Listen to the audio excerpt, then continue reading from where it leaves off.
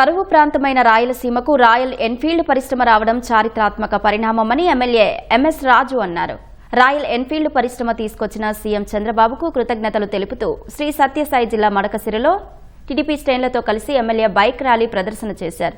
పరిశ్రమ రాకతో స్థానిక యువతకు ప్రత్యక్షంగా పరోక్షంగా వేలాది ఉద్యోగ అవకాశాలు లభిస్తాయన్నారు.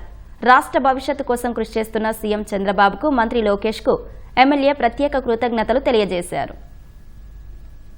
రాయల్ ఎన్ఫీల్డ్ పరిశ్రమ రాయలసీమ జిల్లాకు రావడం, తిరుపతి జిల్లాకు రావడం నిజంగా తెలుగు వారికే గర్వకారణం. ముఖ్యంగా రాయలసీమ వాసులకు మరింత గర్వకారణం. 2200 కోట్ల రూపాయల పెట్టుబడితో దాదాపు 300 ఎకరాలతో ఈ పరిశ్రమ రాబోతా ఉంది. దాదాపు ప్రత్యక్షంగా 5000 మందికి ఉద్యోగ అవకాశాలు, పరోక్షంగా అనేక మందికి ఉపాధి కల్పించేటువంటి పరిశ్రమ రాయలసీమకు రావడం.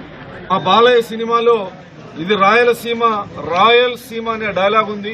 అది నిజం కాబోతోందని కర్ణాటకకి, తమిళనాడుకి లేదా హైదరాబాద్కి నిరుద్యోగులు వలస వెళ్లేటువంటి పరిస్థితి కూడా భవిష్యత్తులో ఉండకుండా రాయలసీమలోనే కర్నూలు కావచ్చు, తిరుపతి కావచ్చు, నెల్లూరు కావచ్చు, అదేవిధంగా ఉమ్మడి అనంతపూర్ జిల్లా కావచ్చు, అనేక సోలార్ ప్రాజెక్టులు అదేవిధంగా పరిశ్రమలు కూడా రాబోతా ఉన్నాయి. ఖచ్చితంగా భవిష్యత్తులో వలసలు నివారించడానికి గౌరవ ముఖ్యమంత్రి చంద్రబాబు నాయుడు గారు ప్రత్యేక దృష్టితో ఈ కార్యక్రమాలన్నీ చేపడతామని జరుగుతుంది.